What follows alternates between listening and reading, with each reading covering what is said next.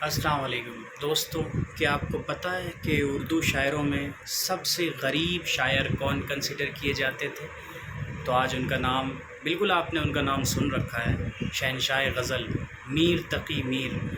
تو میر تقی میر کا میں ایک شعر سناتا ہوں، اس سے ان کی مفلسی کا آپ اندازہ لگا سکتے ہیں، ان کی غریبی کو آپ فیل کر سکتے ہیں کہ شام ہی سے بجھا سا جاتا ہے، شام ہی سے بجھا سا جاتا ہے، دل ہوا ہے چراغ مفلس کا۔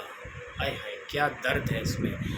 میر صاحب یہ کہنا چاہ رہے ہیں کہ شام ہی سے بجھا سا جاتا ہے، شام ہوتے ہی بجھنے لگتا ہے، دل ہوا ہے چراغ مفلس کا۔ دل کوئی غریب کا چراغ ہے، کیونکہ غریب کے پاس اتنے پیسے نہیں ہوتے کہ وہ اپنے چراغ کو اتنا تیل پلائیں کہ وہ صبح تک اس کے گھر کو، اس کے کمرے کو، اس کے بیڈ روم کو روشنی دے سکے، صبح تک وہ چراغ جل سکے۔ اتنا تیل اور اتنے پیسے نہیں ہوتے تھے۔ تو اس چیز کو میر تقی میر نے، شہنشاہ غزل نے، دیکھی کس خوبصورتی سے اپنے شعر میں پرویا کہ دل ہوا ہے چراغ مفلس کا۔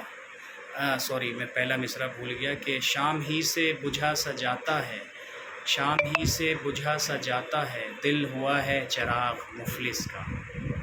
دوستوں، اگر یہ ویڈیو پسند آئی ہو اور انفارمیٹیو لگی ہو، پلیز میرے چینل کو سبسکرائب کرنا اور بیل آئیکن کو پریس کرنا، آل نوٹیفیکیشن کو پریس کرنا، تاکہ میری فردر آگے ویڈیو میں جو اپلوڈ کروں وہ آپ کو ملتی رہے۔ اور مجھے پلیز انسٹاگرام پر بھی فالو کریں۔